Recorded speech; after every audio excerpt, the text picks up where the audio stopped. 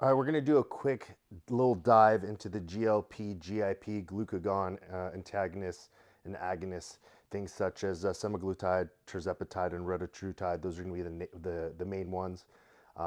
Their actual marketed names are things like Wegovy, Ozempic, and stuff like that. So my whole goal with this quick little snippet clip is to just give you some general background knowledge on how they work, their efficacy, and how safe they are. So generally, if someone is prescribed this, is in two scenarios, right?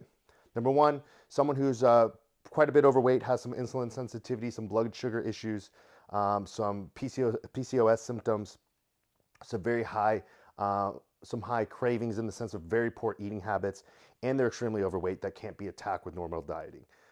If the approach to normal dieting has proven to be ineffective, meaning just being in a caloric deficit, showing some discipline and self-control, training cardio of the like, that is our first approach. But for some people, it's just too difficult. And something can be said about taking the easy way out. I don't necessarily think that there's an easy way out. I think it's what's effective for certain people. I would argue that if these medications were extremely dangerous and they had a lot of risk, then maybe it would be considered the easy way out. But essentially, it's just a tool. If we look at it as a tool, it's going to be more effective.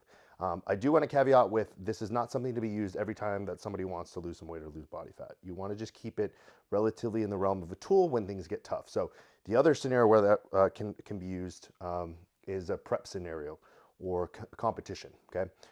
To shut off the food noise, get the body a little bit more responsive to the diet and cardio changes, in addition to allow that person to maybe train a little bit harder, diet a little bit harder, right? Because they don't have that food noise or hunger or those cravings instilled within them. So there's essentially three generations, okay?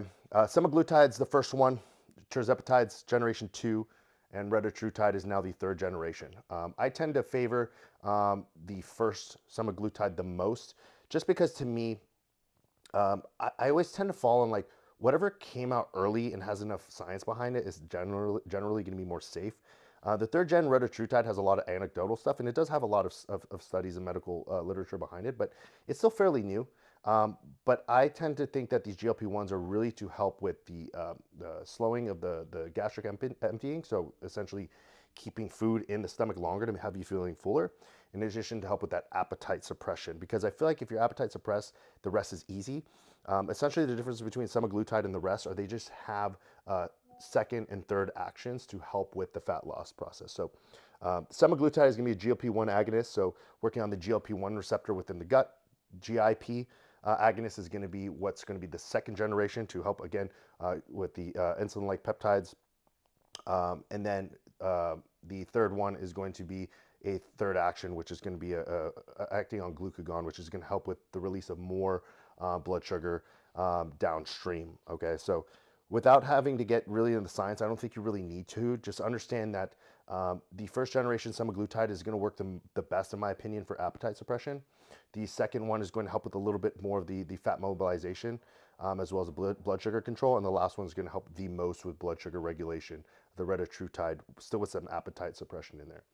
Uh, these drugs are pretty safe. And when I say pretty safe, it means that with the caveat that you are doing it at a prescribed tapered dosage. In addition, you are still executing the fundamentals of a good program. So a lot of individuals will take these medications and then they'll just eat like shit. And they'll just eat less like shit, like less of that shit because they're not as hungry, but all they're getting into their body is shit. They're not exercising right. And so what happens is they lose a lot of muscle, their normal metabolism slows down, and then when they hop off this medication, their thyroid, their metabolism is to shit, and then they gain the weight back because they have nothing to fight that off.